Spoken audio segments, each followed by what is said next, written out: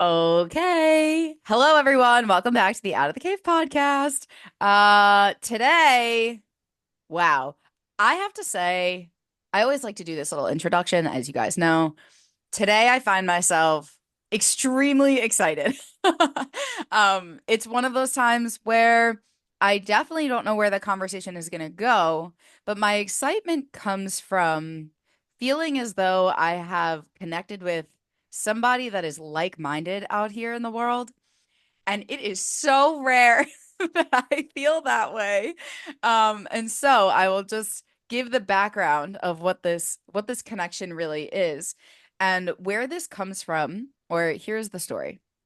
One day I'm flipping through Instagram as I do, and I see on the story, the Instagram story of my new friend, Dr. David Wiss, who I've also done a podcast episode with.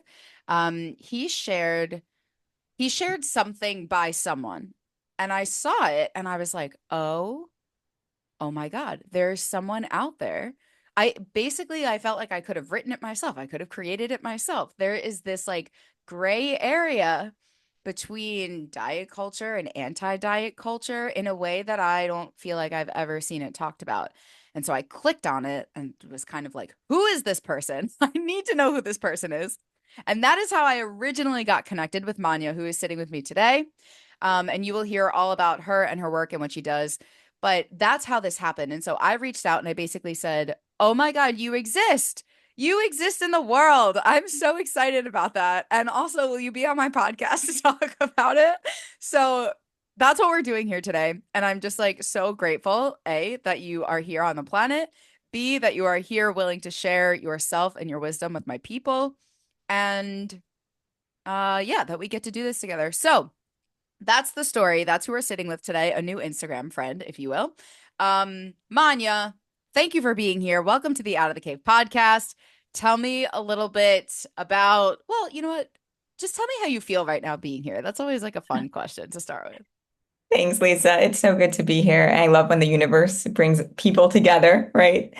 How am I feeling?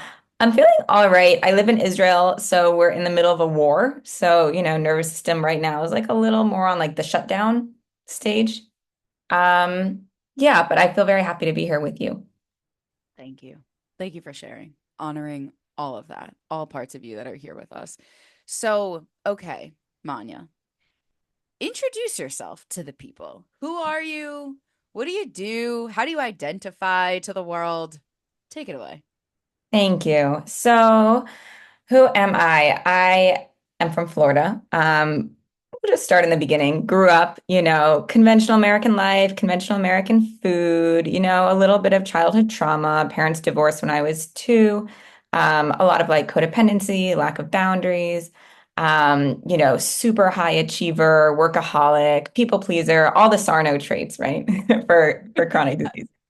And I was fine until I got to college, 1 month in to journalism school at Rutgers University in New Jersey. My body just crashed, like felt like total nervous system shutdown. I was diagnosed with POTS, an autonomic nervous system condition, which we now know is mind body, and was largely not functional for most of college. And that sent me down this whole healing journey. So after a year of conventional medicine, that all failed. I was lucky enough to find a holistic practitioner, and she opened the doors to food and lifestyle. And I had no idea how to cook real food. So I switched my whole diet over. I ended up writing my undergraduate thesis on ultra processed food and chronic disease. That's how I found Dr. Robert Lustig, who's a big dude educator against, sugar, ultra processed foods, and have been working with him for the past several years. And thought I would be health coaching. Got my master's in health education and behavior, but very early on into my career, like barely any clients in, I realized this wasn't a good fit. Like just talking about the externals of food didn't feel right. Like there was so much more under the surface. So luckily, I found internal family systems through my therapist, and it was a perfect fit. I trained with the Israeli IFS Institute, levels 1, 2, and 3, switched my whole practice over to IFS for eating. And yeah, and that's where I am. And it's been like the perfect model for like conceptualizing what's going on inside of us and what's going on outside of us in this crazy polarized nutrition sphere. Very well said. Thank you for sharing that. Okay, so now these days you would identify as an IFS practitioner. Mhm. Okay, so for anyone who's listening that isn't like totally familiar, IFS is internal family systems, and we'll explain a little bit more about that. I would imagine at least the majority of people who are listening are familiar with what that means and how that works, but we'll get a little bit more into it. So, okay, great. So, my first question is a little bit more like logistical. Mhm. You first started studying ultra processed foods. Can you define what that means for the people? What is an ultra processed food? Yeah, thank you. Such an important question. Actually, when I wrote this back in like 2018, we were calling them processed foods. And so I was about to share my thesis because it's coming up to like the 6 year anniversary. And I was feeling embarrassed. I was like, oh, I'm not using the proper lingo. And then I look at my bookshelf and like Dr. Robert Lustig's last book talks about processed foods. And, Dr. Joan Ifland, I worked in her food addiction recovery group. Her book is Processed Food Addiction. So I'm like, okay, it's not just me. We've been on a journey in the field, figuring out what exactly is this thing. So now we go by the Nova Food Classification System, which I've gotten flack about in the intuitive eating space. They think this is all a sham, but it is very evidence-based. It's how we define food processing now. And ultra processed foods are categories four. So they're basically anything. I like to think of them as things you can't recognize from the ground. For example, we can talk about what they're not. Dr. Lustig says real food is anything that comes from the ground or animals that ate anything that came from the ground. So ultra processed foods are those things in packages and boxes that aren't identifiable from the ground. And the nutrition labels are super long and complex. Yeah. And they're designed to be hyper palatable and to keep us hooked. Bingo. Okay, so I always like to say I learned these when I was working with a medical doctor and we were treating childhood obesity. And the way that we kind of, our cheat sheet was like, if your great grandparent wouldn't recognize it, it's most likely a processed, ultra processed food. Right. And Right. then the other one I always like as my own kind of radar is like, if you wouldn't ever see a commercial for it or you've never seen it on a billboard, it's also probably, not one of those things. It's like, think about, there's not ads for like spinach and avocados because there's no Right. one trying to sell that and manipulate that. That's the stuff that comes from the earth. So if you're out there listening to this and you're wanting, just like an easy kind of line to draw, that's how I think about it. So how did you and why did you get interested in first studying processed and ultra processed food? Mm. Yeah, such a good question. I mean, on the personal lens, I was just desperate to feel better, right? Yeah. And so that was kind of the first line of recovery. It was physical health. And so on a personal level, that was huge, switching from, ultra processed foods to real whole foods. And honestly, the story goes about my thesis was like, wow, I want to write about food. I have no idea what to write about. Like I was in journalism school, so I thought I would be doing some expose on some food companies. And then it just turned out that I honestly, I don't even remember, but I remember struggling for months and months and months. What is this thing going to be about food? And then eventually I just realized, like, oh, it's processed food that I want to talk about. And it was like all this whole organic discovery process. And barely anything was written about processed food, Mm, surprisingly. Like yeah. 6 years ago, you couldn't see much on Google. And now it's like all, all Everywhere. everywhere. Like all these articles sound like my thesis. Right. And I'm like, copy me? But I was just one of the first ones to talk about it, and it went Totally. viral. Yeah. It's an interesting story because no one wanted to publish the article. Like I was pitching it to so many publications, no one wanted it, so I published it alone on Medium, and it went viral. That is so fucking cool. Congratulations. Thank you. Yeah. So, okay, now backtrack a little bit into your personal side of the story. Tell me a little bit about what happened when you started changing your own diet. What it like this, it sounds like was the inspiration for you to actually get into this and share it. So, what was that Mhm. like? What kind of changes were you seeing? Yeah. I mean, it wasn't like a miracle. I wasn't like cured of, my nervous system condition. As we know, you have to do more work than food, but it was it was the first step. It pretty much cured my GI symptoms, which were really severe, like severe abdominal pain and cramping and stuff. Um, it wasn't enough, but it brought me far enough along and got me, more importantly, in the healing space. And then, acupuncture and then eventually mind body healing, and IFS were like also huge. But I like to think of it as like a whole body thing. Absolutely. It was an important piece to the puzzle. Yes. Yeah. Okay. So you do this research, you're figuring out that, ultra processed foods. Can you explain a little bit, not just what they are, how do they affect us? Why should we care? Yeah. I mean, if you just Google ultra processed foods now, there's an enormous amount of research connecting them to every chronic disease and aging and, poor brain health and literally everything that could go wrong with our bodies, shorter lifespan. So now the research is like super clear that if you eat, I think they're saying now more than 10% of your diet in ultra processed foods, you're going to have bad consequences. And unfortunately, I mean, the last time I checked, the numbers are like maybe around 60% of our diets consist of ultra processed foods. So this is a big problem. Yeah. Okay. So this might be a little bit out of your like scope of practice. And maybe it's if it's not in your wheelhouse, you can be like, I don't know the ins and outs of that, but I'm just personally curious. Can you explain like how it works? Like what Ah, actually happens if we're eating processed food, and to the extent of like 60% of our diet is processed food, what is it actually doing inside? yeah, great Yeah. questions. Right. I'm not a scientist, but I'll just give it a jab.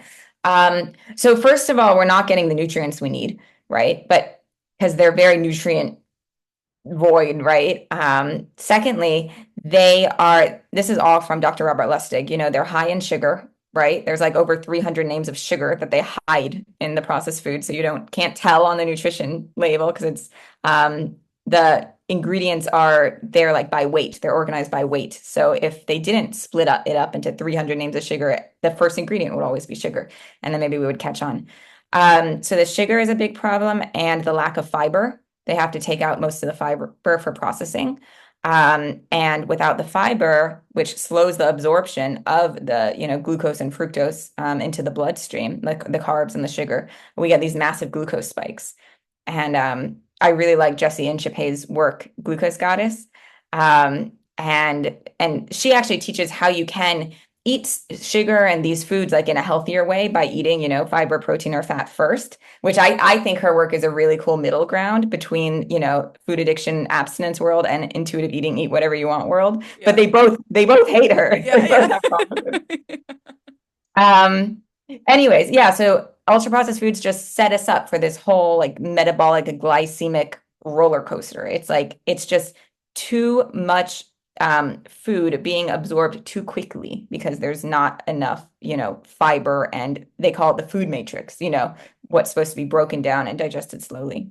Right. Okay. Thank you for sharing that. And I ask because I've noticed, especially when I worked with kids, and I think about, and we'll talk more about this, I'm sure, how we're all kids. We're all children. We're just like disguised in these bigger bodies. So we call ourselves adults. But really, at the end of the day, we operate very much the same as when we did, as little kids.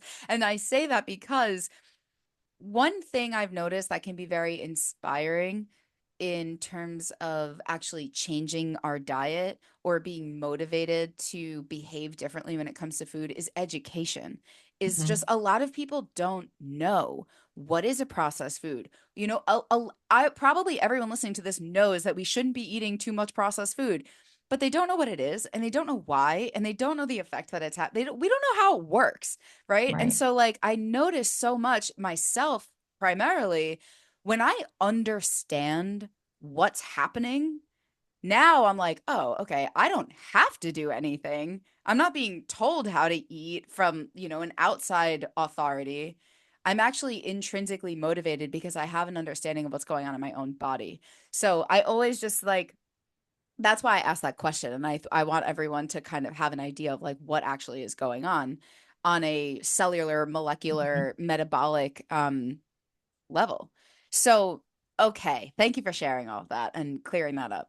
So we have these ultra processed foods doing the thing. Can you also say a little bit, again, don't know how much you know or want to say about it, but in terms of what you know and have seen about the link between ultra processed foods and mental health? We were talking a lot Yeah. about physical health. Tell me a little bit more about what that does to our brain and psyche. Oh yeah. I mean, Dr. Chris Palmer, he's a Harvard psychiatrist. He has a book all about this, how like we're ruining our mitochondria, and that is what's linking all of the medical problems, whether it's mental health or physical health. It's all just the problem of the mitochondria, the energy factories of the cell. We're overloading them and then they malfunction. So then when we're not getting enough energy in any place, then that organ or that system is going to stop working. And so that we've been, linking ultra processed food to anxiety and depression and yeah, all sorts of mental health conditions. Yeah. Okay. Thank you. So we have this link now that has been clearly established between eating food that is, it's more food-like products than it is foods. That's how I usually am Right. used to saying it. And what that does to our bodies, our minds, and ultimately, I think, our soul. Like that we're Mhm. it's disconnecting us from us on a lot of different levels, right? So that's what's going on. Now, tell me a little bit about your experience sharing things like this this perspective. You're talking about this is why this is gonna get so juicy.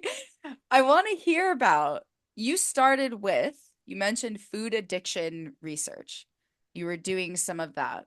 Okay. Tell me a little bit about the food addiction side of things as it relates to processed foods in your experience. Yeah, thank you. I love how we're just going step by step. So, okay. So I was invited to join Dr. Joan Iflin's group. She has this recovery group called the Addiction Reset Community, and I actually just quit. And we can talk more about that later.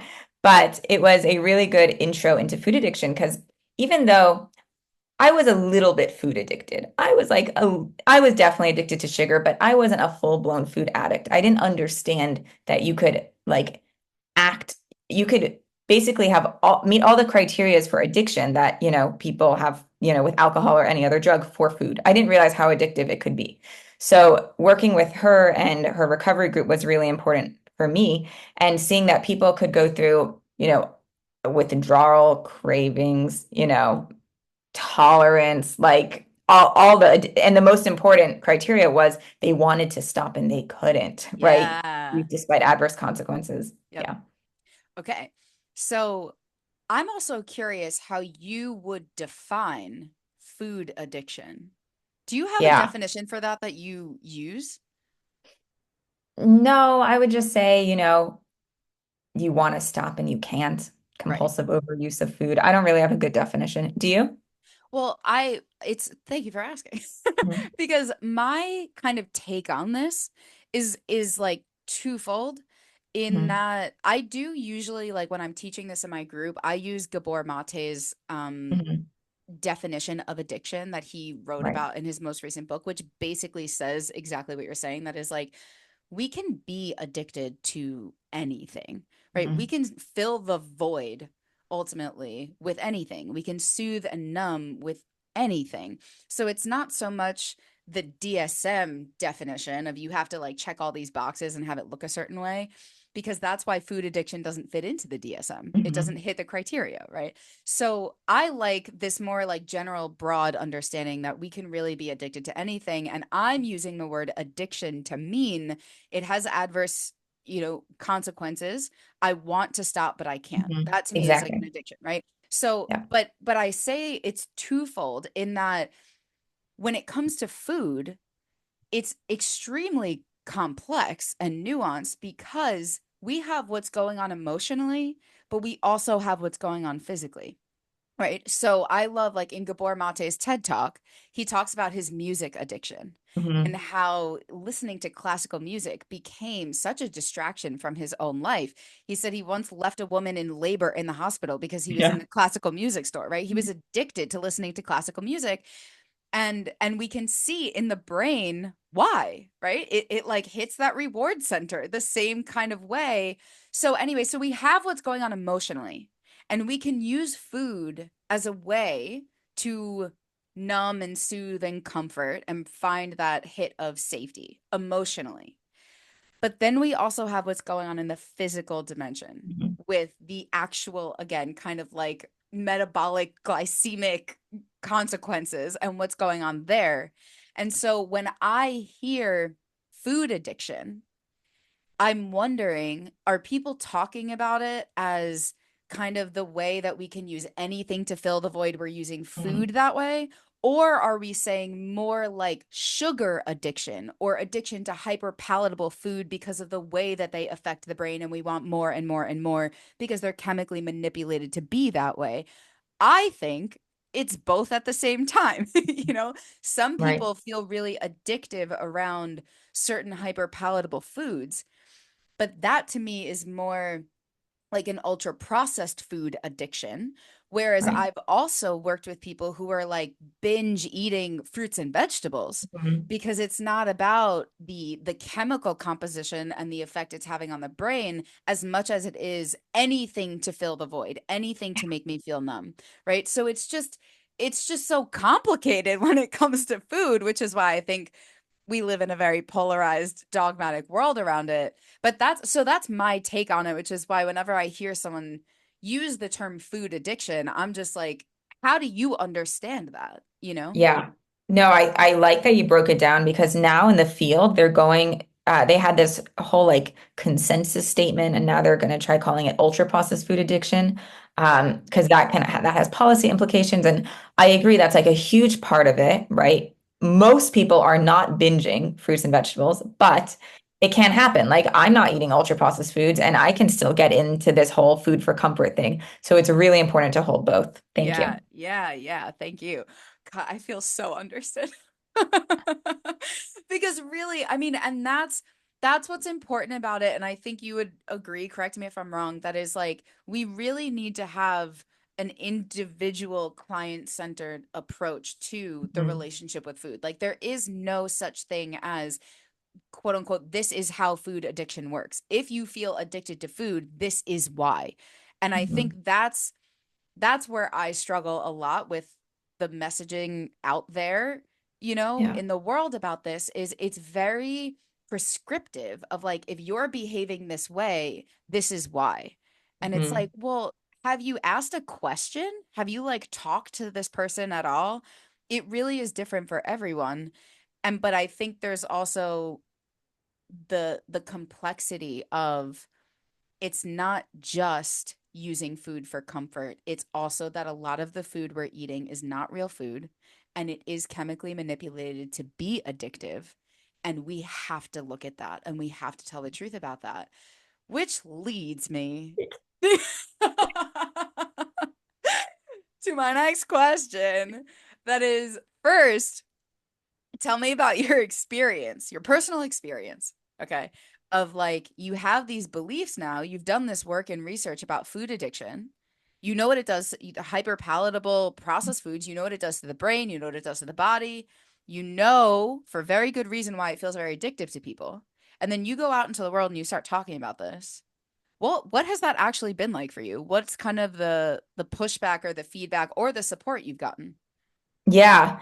So thankfully, I don't have such a huge following in the nutrition space, which has been a blessing because Dr. David Wiss has gotten so much hate. And for the longest time, I'm like, why in the world did I get my master's in health education and behavior? What I'm like a certified health education specialist. What even is that? But now I'm so grateful because I can do literally whatever I want. And if I was a dietitian, I would have many more issues, Yeah. right, with the Yep. community. And so unfortunately, when I've been sharing my work in the IFS world about eating, first I called it the IFS eating cycle. And maybe I'll show you guys that triangle at some point. We can talk about the different Yeah. dynamics and parts. Anyways, so I got so much hate. Like people are like making fun of the Nova food classification system. I mean, first of all, they hate the word food addiction, right? The Right. founders of intuitive eating say food addiction does not exist, right? So they're ignoring this like massive body of research. And you know it's an extreme polarization when they say the other side just doesn't exist because they can't handle that because their whole model, and there's so many good parts about their model, right? But the whole premise of restricting leads to binging, and you can't have any food rules, any restriction, right? And so you can't call any food bad or talk bad about anything, and people can't be addicted to food. So anyways, that was my first like awakening. They really didn't like that, and then I was like, wow, this is not a safe place to share my work. This is sad, Right, right? right. Most IFS practitioners are very much like in the intuitive eating space. Yeah. Okay. I'm really sorry that that happened and that that Thank you. is happening because it's so relatable to me and it just like Mhm. totally blows. Okay, so I have 100,000 follow-up questions because this is like really, this is it. So first, when it comes to intuitive eating, the reason that I'm like laughing so hard when you say this is because, and I've done episodes on intuitive eating. People know how I feel about it, which is take the best and leave the rest. There's a lot of Mhm. great stuff there, right? I think it was very much the a big step in the right direction for a lot of Mhm. people. But I also am like giggling because my copy of intuitive eating, like the book, is just like the entire thing is like underlined, circled. This is a lie. This isn't true. This isn't how this works. Like, what the fuck are they saying? How can they promise this? Like, it's just so those are my feelings about it. So I want to also I want to run an idea by you that I've had and see what your thoughts are. If you agree, if you don't agree, where it Yeah. aligns, where it doesn't, because we can have a conversation like that. So my theory, and this is based off of my personal experience, but also what I've seen with a lot of clients, and it's come up recently in my group where someone said to me recently, what about, I'm talking about having some boundaries with food and what you bring into the home Mhm. because it can really support a lot of people to take this kind of like, I know I have an addictive relationship with this food, for Mhm. example. So I'm not going to buy it. I'm not going to bring it home right now to really support myself in Mhm. listening to my body. This is a food that takes me out of my body, right? So I'm not going to bring it home. Mhm. I compare that to someone who goes through recovery for alcohol doesn't stop at the liquor store on their way home, right? We're trying to stay away Mhm. from the things that we don't have power over. And we just Mhm. tell the truth about that. Okay. So then of course, the kind of pushback on that is like that feels like a diet. That feels Mhm. like restriction. What about eating it and eating it and eating it so you desensitize to it, Mhm. right? Which is the intuitive eating take. Okay. So I said, you know who that works for? Some people. Mhm. And you know who that doesn't work for? Other people. Here's my theory. Okay, so that's the context. Is like, what about bringing it all home and eating it and eating it and eating it? For a lot of people that I work with, they tried that and now they're at like the heaviest and most unhealthy they've ever been because they just kept eating it, thinking because of something like the intuitive eating book promises that you will just stop caring about it. You take out all the restriction and then you'll no longer want it. Right. And then I think you and I and Dr. David Wiss probably can't speak for him are over here being like, but if those things are chemically manipulated to be addictive, that's not how that works.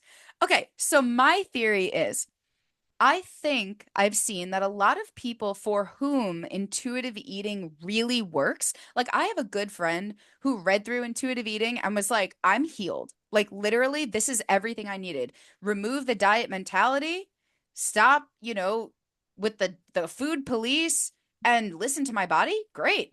Great. I'm safe to do that and I feel like I am healed. Problem solved. So I think it works really well for people whose relationship with food got really messed up by diet culture, Yes. right? So if we Yes. remove diet culture, you're back in your intuitive eating, stable, listen to your body lifestyle. Great. I'm not one of those people. For me, my story is big T trauma. I was 5 years old. We know, according to the pictures, that's when I started putting weight on, and I just kept gaining and gaining and gaining. Why? Because food was a coping mechanism. Food was my companion. Food was my drug of choice.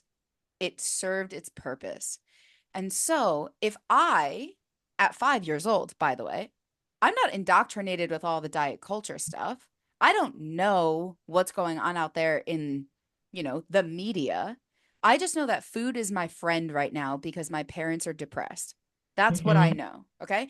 So, what I've seen and experienced is if I remove all the diet mentality, sure, now I'm not overeating or binging because I was restricting.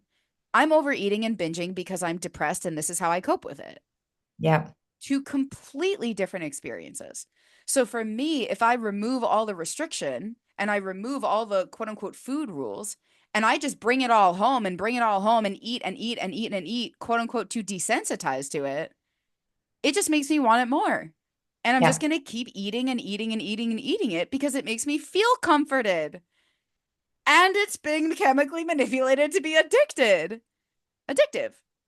So that's my theory, kind of, on like, I think a lot of people I've seen over the last few years are trying so hard to understand, why does intuitive eating work for some people? What's wrong with me? Am I that broken that I keep eating it and all I want is more? And I think that's what I've seen is absolutely not. You're not broken. It totally makes sense. So I'm curious, what are your thoughts on that? 100%. That's exactly what I came to. If at any point I can show the triangle, I don't know if Yeah. that would be helpful, but I know we're audio listeners, so you let me know Okay. if any. But it exactly maps onto the triangle. And, because we have our restricting part, we have our binging part, and then we have those exiles underneath, those wounded children carrying the pain and shame.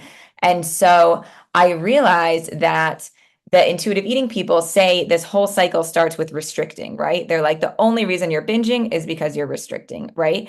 And if that is true, you're right. For people who just have an issue because of diet culture, stop restricting. Great. Even though I think the way they do that is not very healthy, like they're shaming the part of you, the food police part of you, right? So I don't think that's going to work out for long. But they're whatever. In eating disorder groups, they're like literally they're like tell the eating disorder voice to shut up. I Some- know. yeah. I So know. Okay, yeah. might help some people, but it ignores this whole trauma exile, base underneath. And so you stop restricting, great, but then there's this whole other fuel plus the hyperpalatable foods so that are fueling the firefighters, the overeating parts. And yeah, it's just not going to work for those people. For people, I think, with more addictive neurobiology, which stems from trauma. 100 million%.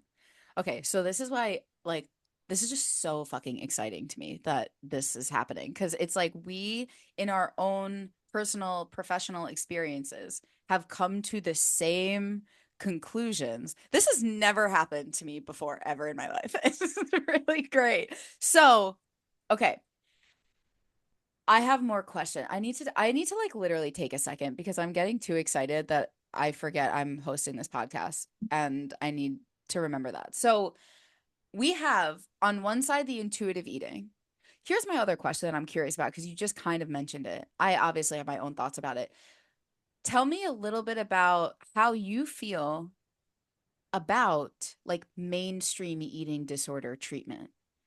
Because what you're mentioning, I've also heard this and I have it sounds like the same belief about it. That is, it's very dismissive, right? There's a voice that says, like, restrict that or purge that or get on the scale or whatever kind of disordered, quote unquote, behavior it is, right? And then from what I've seen, you go to mainstream eating disorder treatment and they basically teach you how to ignore it. They they basically teach you how to say, don't listen to that voice. This is the eating disorder part. Get rid of it and just like white knuckle your way through and just make sure that you never give it any power. And I think that's why there's such a high rate of relapse, mortality when it comes to eating disorders, personally. But I don't need to say more about that in this moment. I'm curious where you are with that. Oh yeah, 100%. I see the exact same thing in the eating disorder, intuitive eating world and in the food addiction world. And so in I'll talk about the food addiction world first, but Yeah. it's the same thing because I only have direct experience working in a food addiction recovery group. I've never actually worked in an eating disorder clinic. But in the food addiction recovery group, they talk about the addictive voice, right? We call it in IFS language, we would say it's the firefighter, it's the part of you that uses food for comfort, right? And they say the addictive voice is feeding you lies. You have to ignore it. You have to fight it, whatever, right? A lot of shame of the addictive voice. Right. Great. So then on the other side, in the eating disorder world, they talk about the exact same thing, but for about the manager, about the restricting part. And so it's again, right, trying to white knuckle it. I've heard in eating disorder clinics, they like force you to eat the cookie, Yeah, right? yeah, yeah. In food addiction, they try to force you not to eat the cookie. So it's like in food addiction, they're trying to kill the firefighter, the eating part, and in eating disorder recovery, they're trying to kill the manager, the restricting part. Yes. Very well said. So this to me, and this is why I see a lot of this and feel a lot of this on kind of like a soul level where it's like I'm not as concerned with like the voice or what the voice is saying. I'm concerned with the fact that you now are fighting yourself. Hmm. Period. Like you're walking out of quote unquote recovery having to fight a part of you. That just doesn't that just like doesn't jive with me. It never did. It doesn't resonate because my personal belief, I guess, is that in order for us to really sustainably heal and feel safe, which is what it's all about, the intention is wholeness. The intention is all parts, right? Like however we want to talk about that is Yeah. like when I'm going to give an idea of kind of what I mean by that and how I work around it and then I really want you to talk about like your own kind of IFS approach because I remember one time I had an actual like a fellow clinician who came to me. She has her own private practice, but she also has a history of her own disordered eating.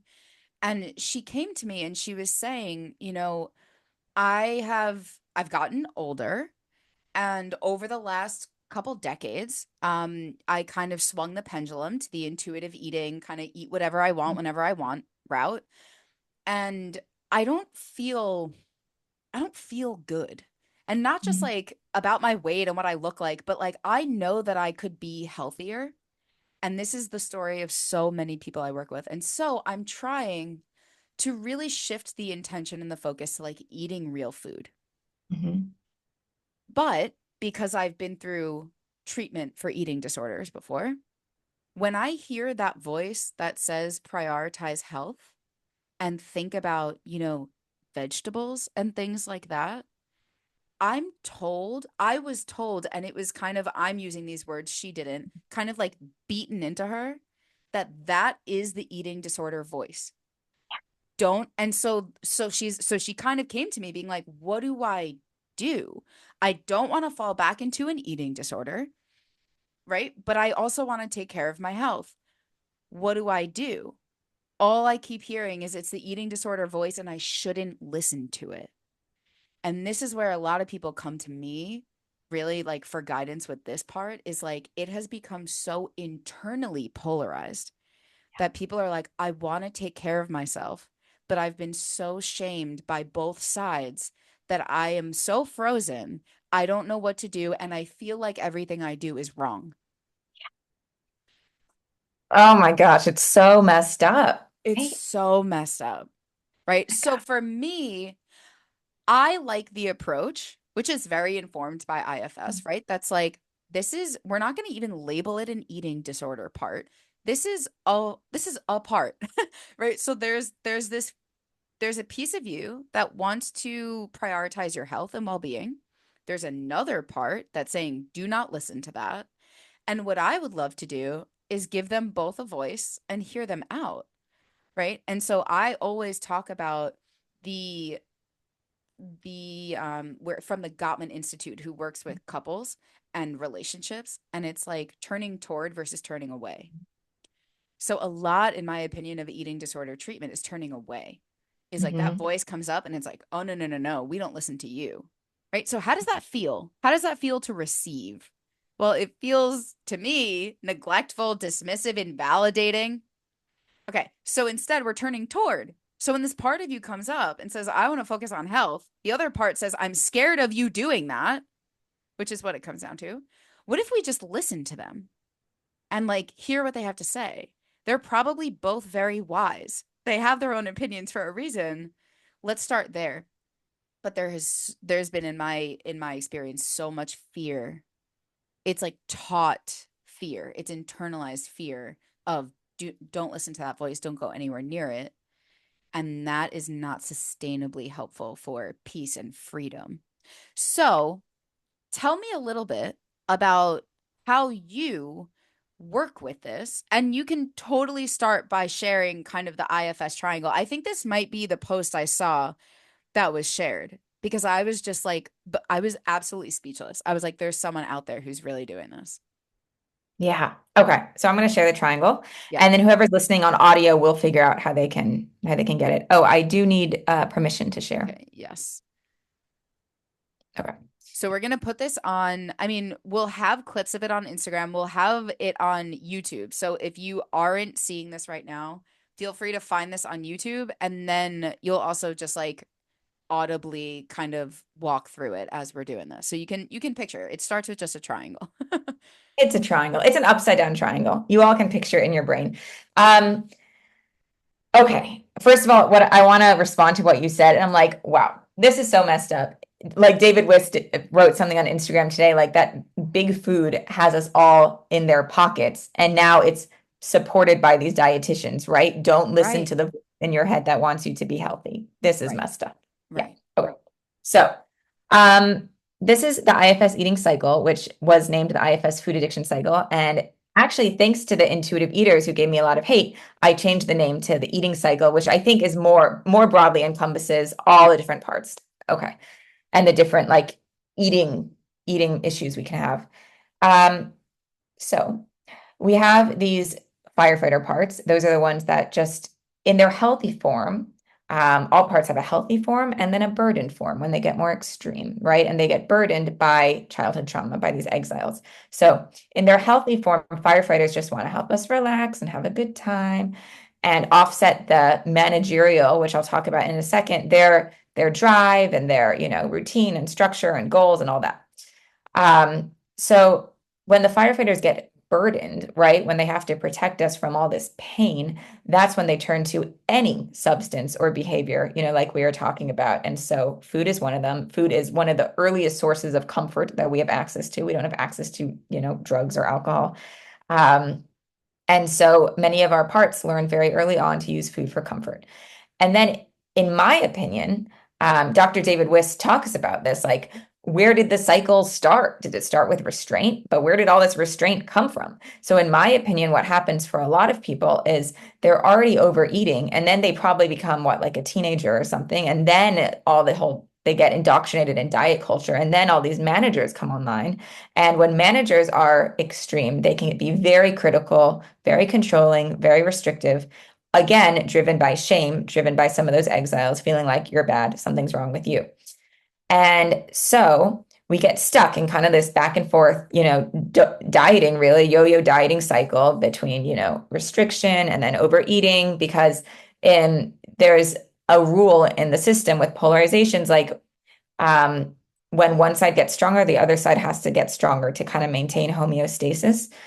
And right, it's like one of the laws of physics. Every action has an equal or opposite reaction. And so that happens inside too. And so we get locked in this battle. And yeah, can you remind me what your question was, Yeah. Lisa? Well, first, I you can kind of is there anything else to this triangle that you want to elaborate on? Just because it's for me Oh, easier to start there.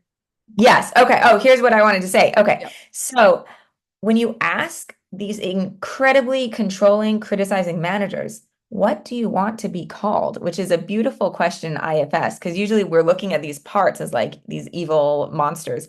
They will say, I want to be called the healthy part, even the most restrictive, most unhealthy part, right? And so that's what I'm trying to show people, that there's a way to be healthy in a healthy way. And my clients, when they hear that, they are so relieved. They're like, oh my God, I don't have to get rid of the manager, which it makes so much intuitive sense. Like, why would you want to get rid of the part that wants you to be healthy? Right? Right. Yeah. So that's what I'm working with my clients now, and it looks different for everyone. But some it's that balance between having some structure, some kind boundaries, kind of like parents set for kids, and then having some fun and pleasure and like flowing between the two. It's so good.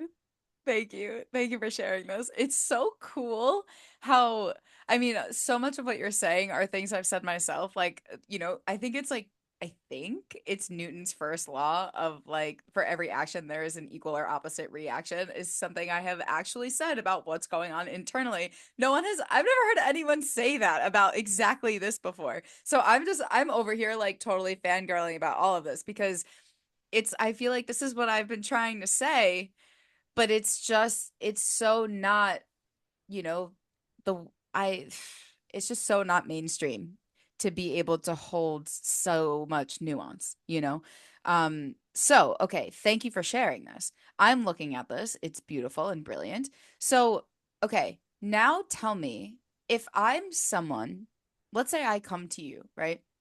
And I'm struggling with being kind of stuck in between this like battlefield of the diet and anti-diet, let's say, parts of me. Mhm. And I put up a meme about this recently. I think I shared it with you, of like how, the diet and anti-diet brain and the battle, and how for me, what I again am interested in is like hearing them out. Okay, so you have this part and you have this part.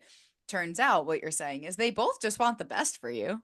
They're both just trying to help. So how do you're talking about like some gentle structure and guidance, right? I know Dr. David Wish published something more recently about what he calls intuitive tracking, right? So it's Mhm. kind of taking the best and leaving the rest, again, from both sides. Tell me what that looks like for you. And it's Mhm. different for everyone, but how do you help people with that?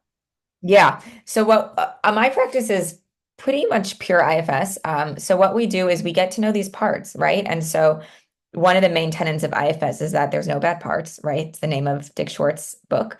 And if we know all these parts have positive intentions, even the most extreme parts, even the suicidal ones, even the extremely, addictive ones, then we can actually approach them from this place of self, which is another core tenet of IFS, maybe its most important discovery, that Dick discovered actually working with people with binge eating disorder, that we all have this core self. So we have all these parts, all these subpersonalities, and behind the parts, we have this core essence. And he talks about the 8 C's that is in everyone. He's like, when the parts relax, the same person shows up in everyone. And this person is calm, compassionate, and curious, courageous, confident, and clear, and creative, and all the C words. And C. Sykes, who writes about and teaches about IFS and addiction, added another C, a ninth C, and she said self has choice. And that's one of the most important C's for us. And so what we do is we help clients access this calm, curious state. And then we get to know these parts one by one. We're like, hey, firefighter, the part that binges, how are you trying to help me?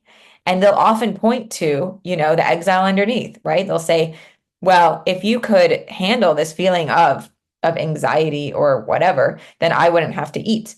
And then we go to the managers and you're like, hey, managers, like, what are you afraid would happen if you weren't so extreme? And they're like, well, then you would just like feel terrible about yourself.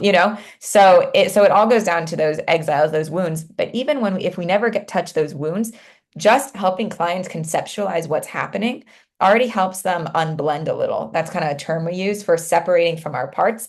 So even just showing them this triangle day one, and they can be like, oh my gosh, this is the cycle. When you can see it with some perspective, then you're not in it, right? You're not stuck in it.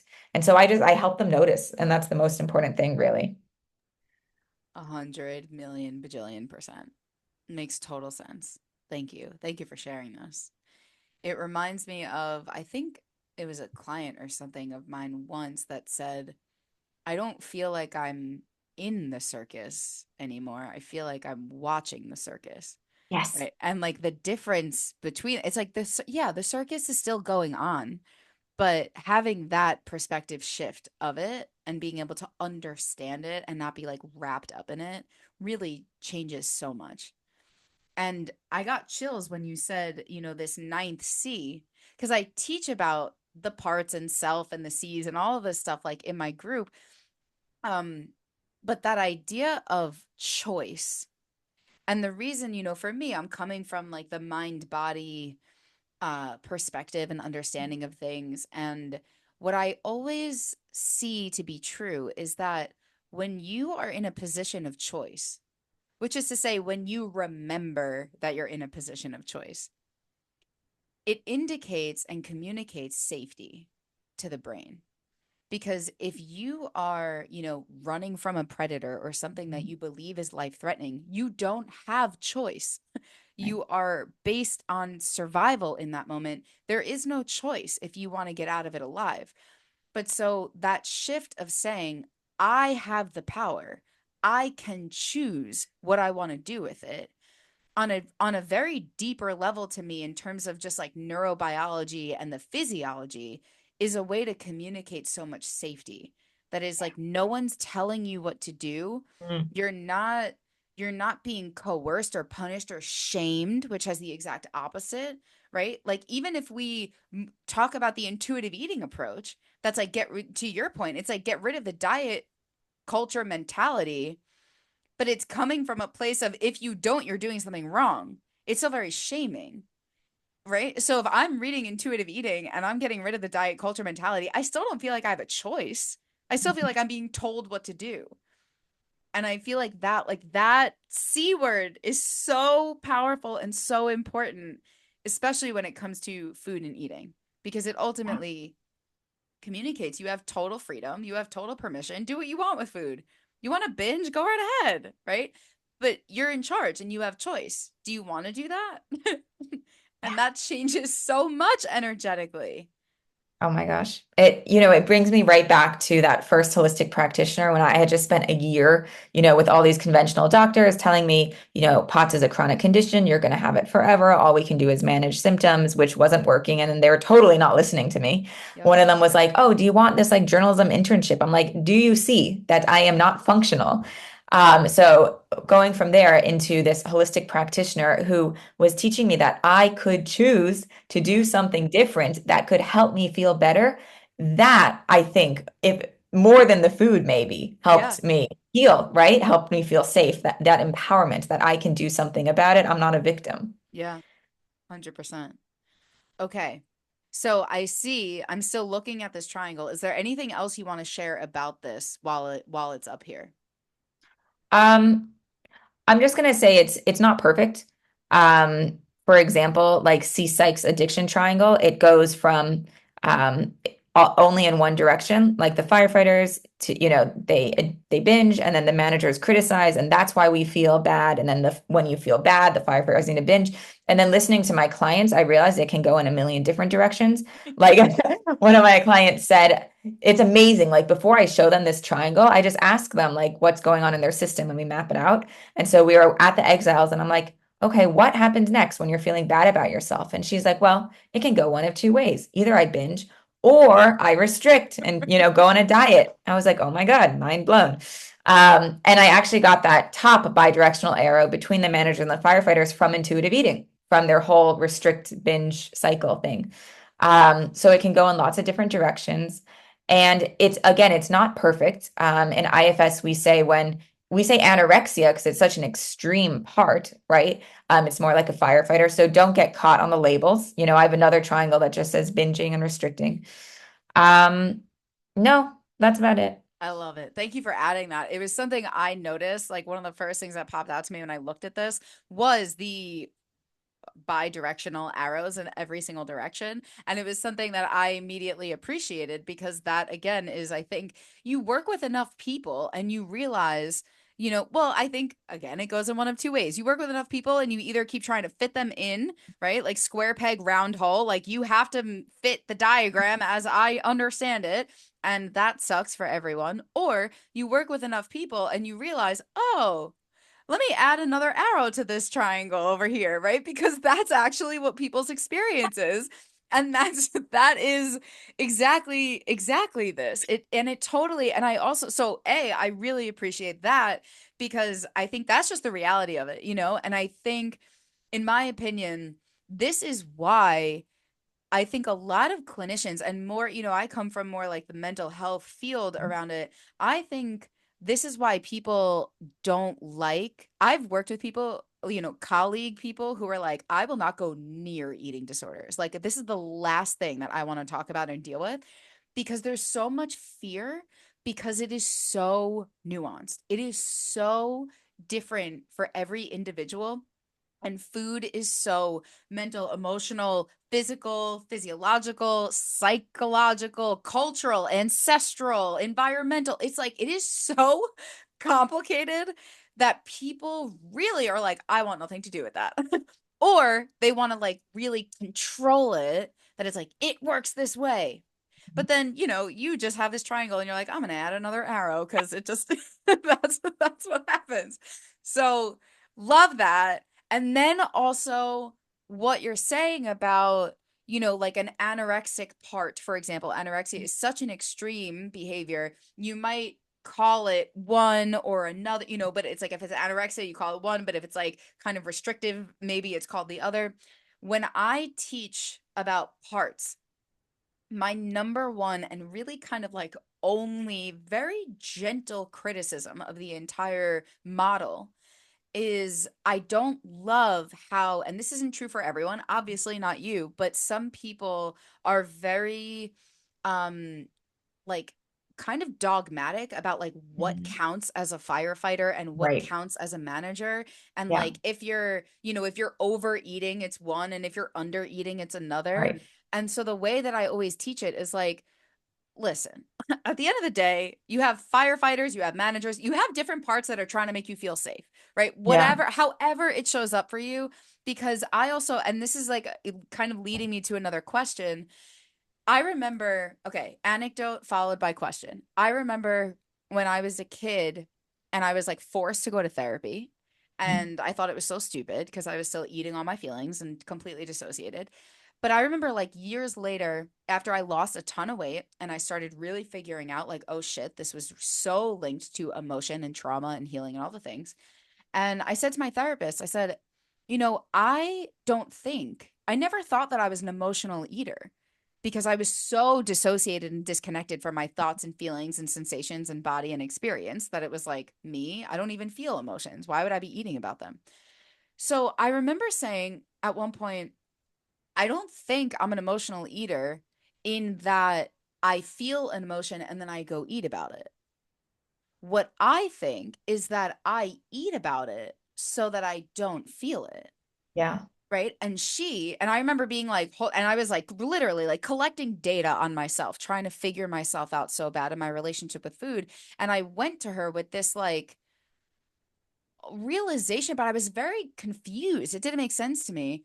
And I remember her just being like, yeah, so what's your question? Like that's a valid experience. You eat almost proactively to keep stuffing things down so they never come up into your awareness. Other people feel an uncomfortable emotion and then turn to food in reaction to that. Hmm. It works differently for Yeah. everyone. And I was like, "Oh, this is also emotional eating just in a different way." So I ended up having this kind of like, it could be a firefighter, it could be a manager. However it shows up for you, it's valid, right? So is that, it sounds like also something that you've seen is like different behaviors, different substances can kind of serve a different purpose, but it's all kind of the same. Yeah, which is the firefighter manager thing is it's important because the managers are the ones that are trying to prevent pain, and then when pain arises, the firefighters are the ones that are trying to put out the fire, right? Right. So, but what you were describing was your eating part is actually a manager, right? It's preemptive. And Right. so that's why this isn't perfect. And I don't love the distinction. So I'll just show you. I made another triangle, which also isn't perfect, but without the IFS language. And what I'm excited about is Yeah. mapping food addiction and intuitive eating on the same triangle. So I realized that intuitive eating, they start with the restricting part, right? They're like, Right. that's the only reason you're binging. That's their only model, right? So you start with restricting, which leads to binging. And then I had a problem because at one point I didn't have a bidirectional arrow between the binging part and the exiles because I was doing this whole I was staffing an IFAS training and I was doing like this whole survey with the staff. I was like, guys, if you engage in addictive behavior and you don't shame yourself about it, will you still feel bad? Like, what if we just engage in the addictive behavior? So for a while, I didn't have a bidirectional arrow until I had one client, and this also, it's still not perfect, but one client said, well, after I binge, I feel bad in my body, and then Yes. I restrict. And I was like, Yes. okay, so maybe this isn't classic exile, but I can put pain there on the bottom of the triangle. So I'm like, okay, so now we can have bidirectional arrows in everywhere. And now my whole theory works that it's the same triangle. Intuitive eating just goes in one direction, which is, I guess, counterclockwise, restricting, binging, pain, restricting, binging, etc. Food addiction starts usually with the binging part, right? Driven by all the ultra processed food, of Yep. course, plus the trauma. And we're going clockwise, binging, restricting, pain, binging. So I don't know if this actually makes sense. It's a fun thing to think about. Makes sense to me. I love it. I love it. It's so good. I feel like my brain is having an orgasm right now. Like that is what this feels like. So, okay, the other thing, and I'm so glad you brought that up too, because again, I'll share this anecdote. I was just telling my group about it. I just recently had this experience where I went to my friend's house for the weekend. I was with three of my high school friends. So already the energy is like inner teenagers are driving the bus. And we decide, okay, so we wake up. Her husband made us pancakes. Pancakes and syrup was our breakfast. There was nothing really nutritional about it at all. I remember even being like, wow, I love having like strawberries, blueberries with something like that. No, just straight up pancake and syrup. Great. That's breakfast. Okay. Then middle of the day comes around and we're all like, it's kind of lunchtime. What do we want to do for food? And we realize, well, we've already decided that we're getting Domino's for dinner because it's tradition. We're getting Domino's for dinner. But so it's middle of the day and we're saying, do we want to eat? The only things we had were pizza bagels and Doritos. So should we just like munch on pizza bagels for lunch or should we get like an actual meal? We all decide that there's no such thing as too much pizza in a day. So we have pizza bagels and Doritos for lunch. And then we have Domino's, which is pizza, cheesy bread, and Cinnasticks for dinner. Okay. So fantastic. And it was all great and delicious. Though I do think Domino's is a little overrated the more I grow up. Anyway, so this was the day of the eating. Okay. And it has been a minute since that was a day of eating for me. And I wake up the next morning and I realized I was so grateful. I had one of those moments where I was like, I have come so far in my own recovery to wake up the next day and feel like a complete lack, a complete absence of guilt or shame or fear. There was no urge to like restrict or like anything. It was just like that was a really fun day. We did the thing and then we're going to like get back to normal real life, Just so kind of easy breezy about it and I felt so good about that. Okay, that was one part of my experience. But the other part of my experience was I woke up the next day and I felt so depressed. I felt so low, heavy, sad, lethargic, but not just physically lethargic. Like my frequency was in the gutter as like Mhm. an emotional mind, body, soul being. And I was very struck by that. Like it was really noticeable to me.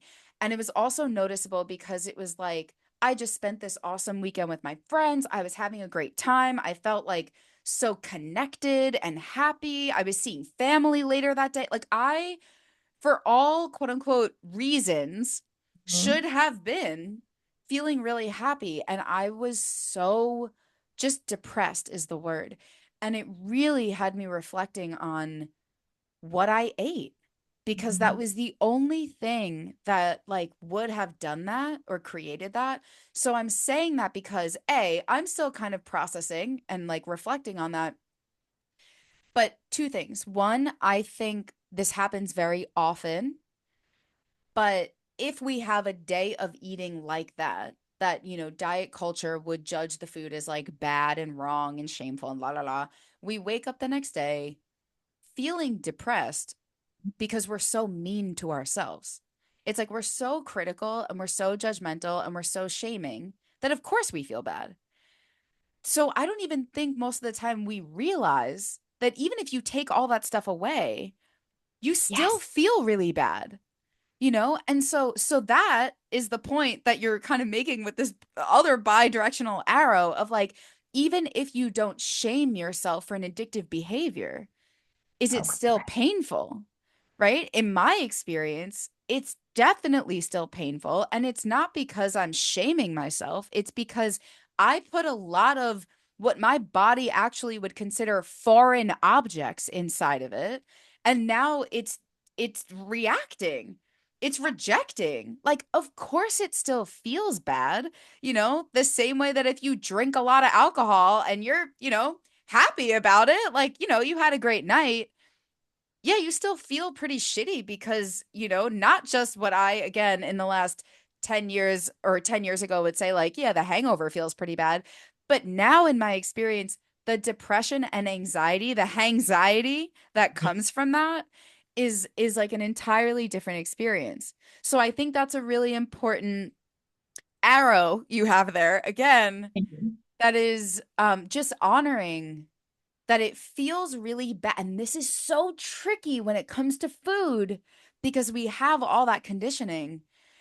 But I feel, and again, I'm curious for your thoughts. Like, I feel like when we hurt and harm, if not abuse ourselves with anything, but it can be food, that feels bad. That feels hurtful. And Mhm. it's not because we shouldn't have eaten the sugar or we're gonna get fat or whatever kind of bullshit story. it feels it feels like it's hurtful. It feels like I've harmed myself. Mhm. And even if I don't shame myself for doing it, that's hurtful. Yeah. Yeah. I love how you just put that. That was brilliant. You know what it reminds me of? In the mind body world, I found some eerie similarities between mind body and intuitive eating. I'm curious if you found this too, but in the mind body world, they are also working with people who often have severe food allergies and extreme fear around food and can barely eat anything, right? Because their brain perceives everything as a threat.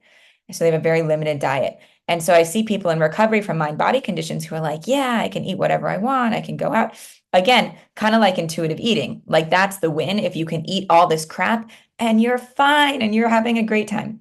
And it totally, again, ignores the biological and you're right, like spiritual effects of eating food that's not good for us. So I think when we can take out the noise, which, in the mind body world might be fear, in the intuitive eating world, eating disorder world might be shame, then we can get a clearer picture of what this food is actually doing to my body.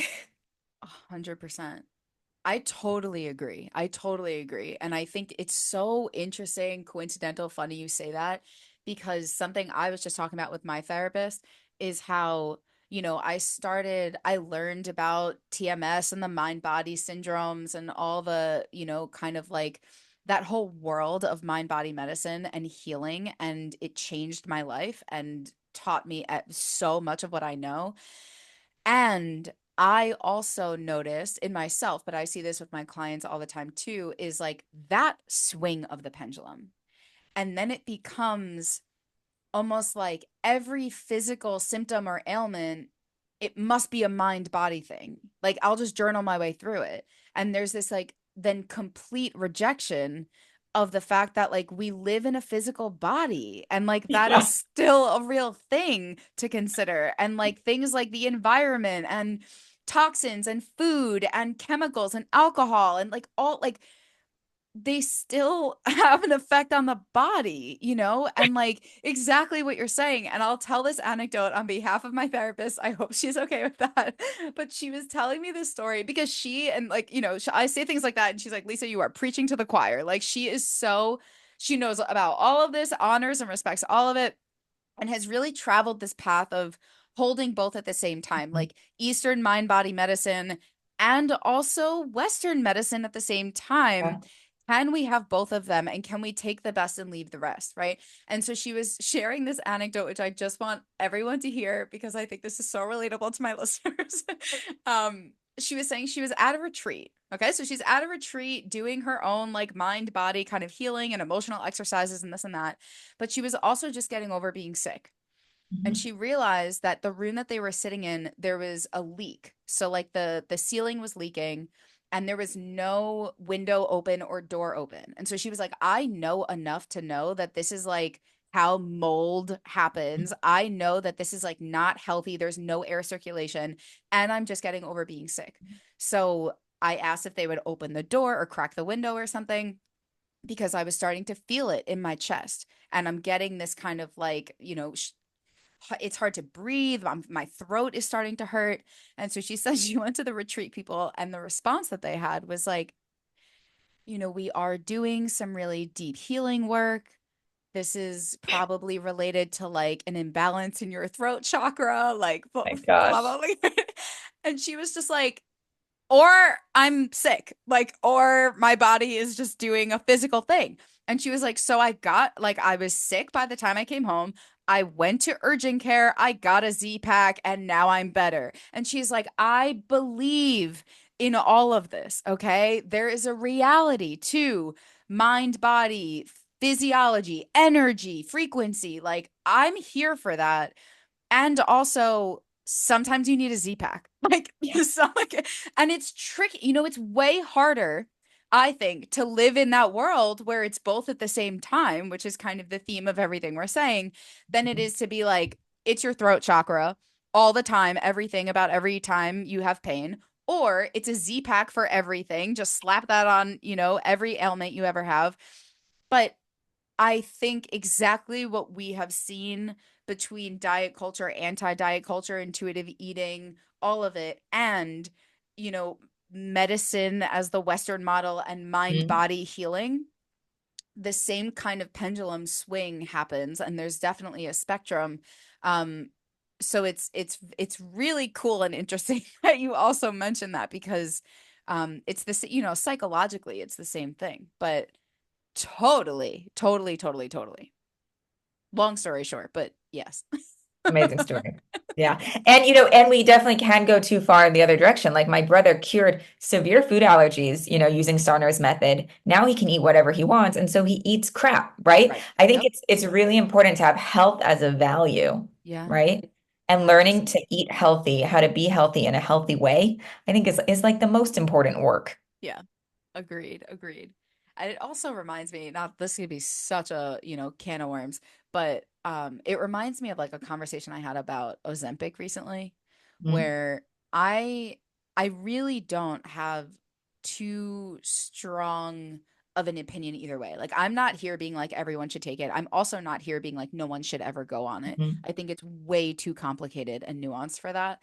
But I was having a conversation with someone about, there are people who go on Ozempic, lose weight, and it really changes their whole life because they understand really how to take care of themselves now. Like Mhm. it was a tool that supported them with getting weight off. And now they're very mindful of what they eat and they never were before. They're mindful of movement. They never were before. They're really taking care of themselves holistically. Fantastic. Then there are a lot of other people who are going on Ozempic as a quick fix. It'll take all the responsibility away. And so, yeah, you're losing weight. Are you any healthier? Not at all. You know, not only Mhm. are you not changing anything, but you're still not, back to one of the original points you made, getting the nutrients you need. You're not fueling your body with what your body was designed to eat. So, is your weight in a healthier place? Maybe there is a connection between weight and health, sure. But on a nutrient level, on a Mhm. cellular level, are we any healthier? Are you taking any more responsibility for your body and health and life. Like those are things. So it's like that's also what it reminds me of is like when you have all the permission, kind of like your brother, like when you can have whatever you want, you can do whatever you want, and it's like, great. Are you still embodying any intention to actually take care of yourself? Is a completely different question. Yeah. Anyway, yeah. Okay. Oh, I want to talk to you forever, forever for my own well-being. So I have no doubt at all that like you'll be back here because there's so many things that we haven't even talked about. But for the sake of time, is there anything that I haven't asked you about or that you just want to add that hasn't come up? Um, just one thing is coming up. Another thing that bothers me in the mind body community especially, but in any of the healing spaces is again this black and white thinking, like, are you recovered? It's like this whole thing in the mind body world, if you're like totally recovered. And I would say like healing is a lifelong journey. Taking care of our bodies is a lifelong journey. Like, I am not housebound anymore. I can schedule things, but some days I don't feel well and I have to take care of myself, and my body speaks to me in a million different ways. And if I'm not attending to it, right, instead of just totally ignoring it like the first 18 years, um, it's going to crash.